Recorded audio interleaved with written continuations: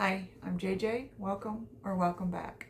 I wanted to do a discussion video. I have recently finished reading Lolita in Tehran, and it just had a lot of really interesting themes and topics and stuff that I wanted to discuss.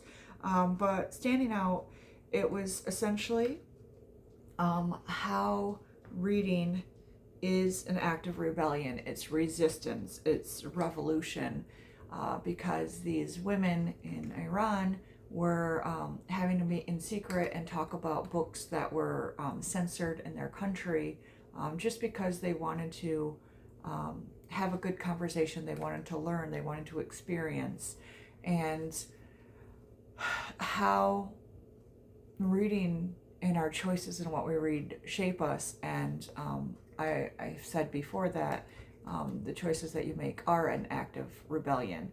You're not letting the censors win. You're not letting the book banning population win. You're learning empathy because you're choosing to read from other cultures and other experiences. And then you don't let hate win that way by trying to seek to understand. And so reading that book, as well as I had recently read Erotic Stories for Punjabi Widows, which was about a group of women who are not seen by society as people anymore. Essentially, they're overlooked. They're no longer useful because they're not married, and they're old, and people don't care about them. So they still live and they still love and they still have thoughts and experiences and things that they want to discuss and read about and learn.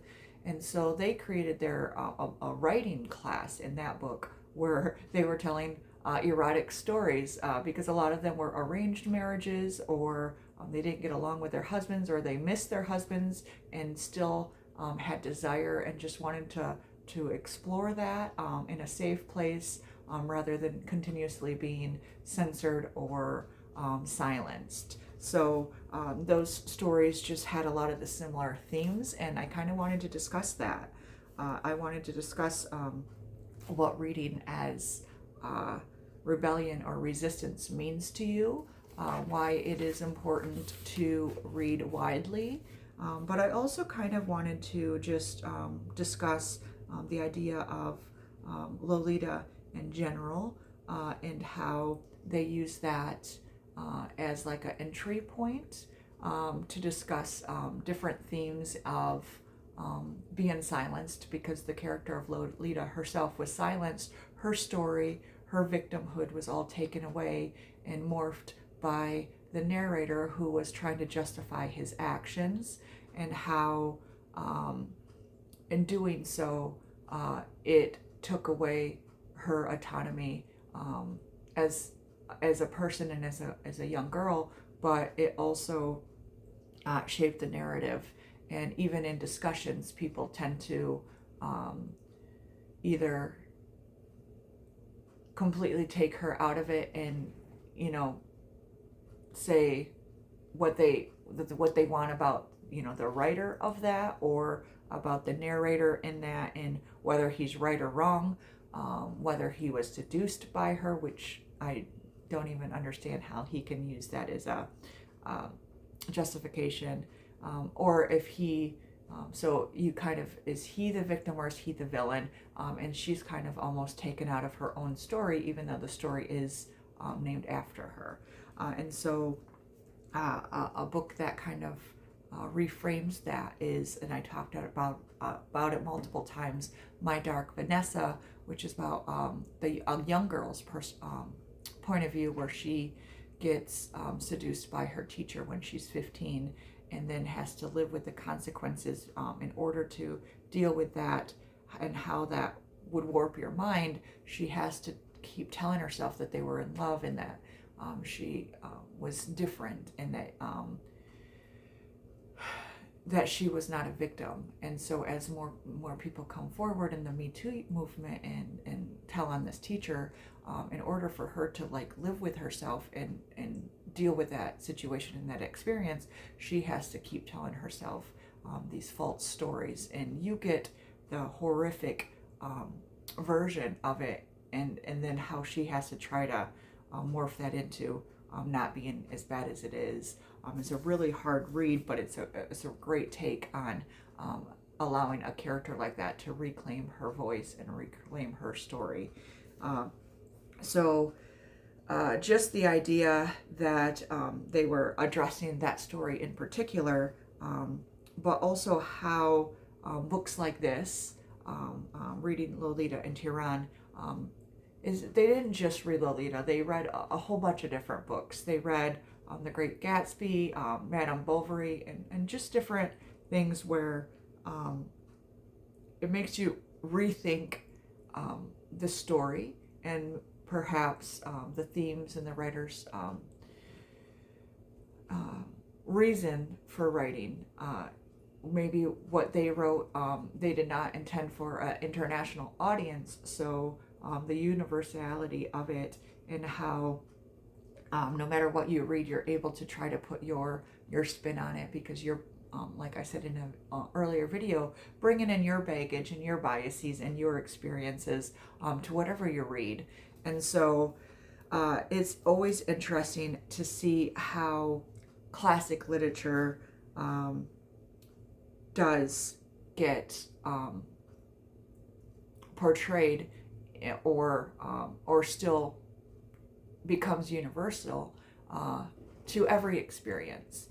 So not only with the women in Tehran, but also I had recently read earlier this year, maybe it was late last year, I don't remember, but Enter Ghost, which is a Palestinian author writing the story about this Palestinian group who's trying to put on the play Hamlet, and correlating the production and the resistance of trying to bring this to their country, to their population that is oppressed and scared and hiding and all that. And how, once again, that just bringing a play to stage was their sense of resistance and rebellion, and how you keep seeing that throughout history and throughout cultures, of how reading continues to be this thing that brings us all together, but also allows us to resist something. And then I just wanted to, mention that and see if you had thoughts or different opinions and stuff on that.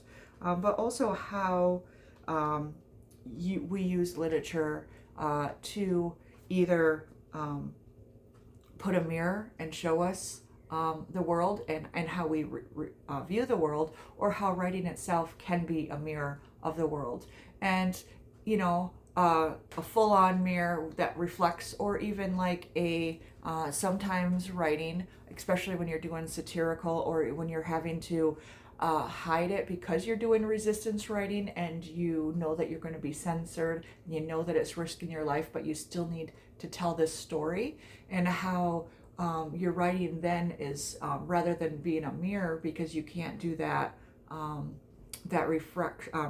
reflection, you have to almost like the not haunted house, the fun house mirrors that are all distorted, and so they have to still try to tell a story reflecting their society that they're being oppressed in, but having to do it in a way that might not be fully recognizable. An example of this would be the recent read that I did was Master and Margarita, where he was discussing the society of Soviet society and all that oppression and fear that they lived under, and had to criticize that in a way that maybe wasn't fully noticeable by that regime. And so they, you have to make it fun, and you have this magical realism to it, you have this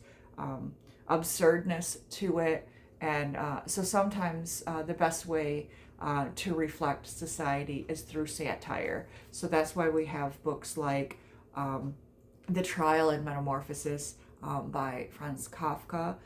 You have even 100 Years of Solitude, where it is a reflection and a distorted, fantastical view of things like colonization and some of the touchier subjects that might not be able to be handled by most audiences, so they want to distort it in a way, kind of spoon feed us or sugarcoat us, things that we do need to know and we do need to learn about and we do need to read and hear and spread the word of, but in a way that seems more tasteful, and art and literature is always the best way to go about that.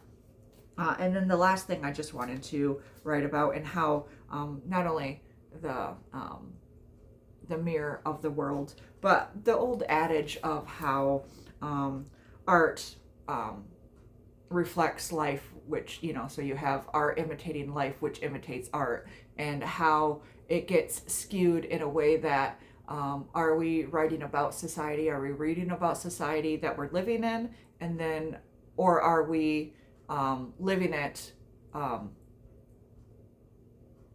in a way that produces that kind of art? So kind of like, what comes first, the chicken or the egg? So in that sense, the revolution, if we create revolution, are we creating it so that we can write about it, or have we read about it so that we can create it? And so I just wanted to leave with those thoughts and those discussions. And if you just, have any thoughts or feelings about this, if you want to continue this discussion, or just expand on it, or anything like that, I just wanted to kind of bring these thoughts to mind, because they were what I was thinking about as I was reading this, and how it kind of connected to a lot of the other things that I have read lately. So anyway, as always, happy reading. Thank you for watching, and continue to read, so continue to resist. Thank you, and have a great day.